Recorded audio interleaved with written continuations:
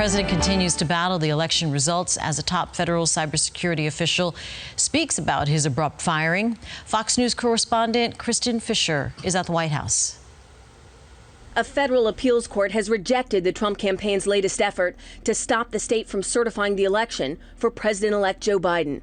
The case had been argued last week in a lower court by the president's attorney, Rudy Giuliani, who claimed widespread voter fraud in Pennsylvania. But the Third Circuit Court of Appeals ruled today that, quote, the campaign's claims have no merit. The number of ballots it specifically challenges is far smaller than the roughly 81,000 vote margin of victory, and it never claims fraud or that any votes were cast by illegal voters. In response, another member of the president's legal team tweeted, the activist judicial machinery in Pennsylvania continues to cover up the allegations of massive fraud. On to the Supreme Court. But the three judges on the panel were all appointed by Republican presidents. And as Georgetown University law professor Jonathan Turley noted, the judge who wrote the opinion is a Trump appointee. The district judge is a Republican and Federalist Society member. This type of language is reckless and wrong. It's going to be a very hard thing to concede because we know there was massive fraud. During his first Q&A with reporters since the election, President Trump said he thinks the Electoral College would be making a mistake in voting for Joe Biden. But if they do, the president says he will leave the White House on January 20th. Certainly I will, and you know that. Now the man President Trump fired for saying the 2020 election was the most secure in American history is speaking out.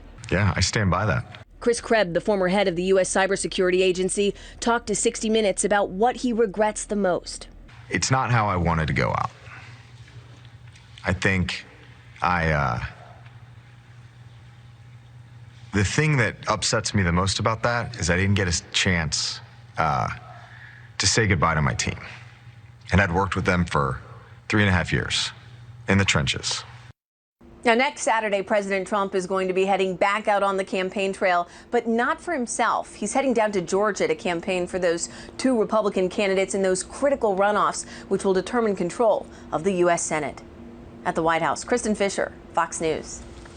President-elect Joe Biden seems to be choosing former Federal Reserve Chair Janet Yellen as his pick for Treasury Secretary. If confirmed by the Senate, she would be the first woman to hold the position in U.S. history. The 74-year-old economist has been credited with helping to steer the economy after the 2007 financial crisis, experience that Biden's camp says could prove useful after this year's COVID-induced slowdown.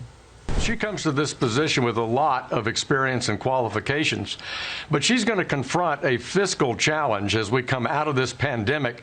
How do we pay back the debt that we've incurred in fighting COVID-19, and how do we get the economy growing again?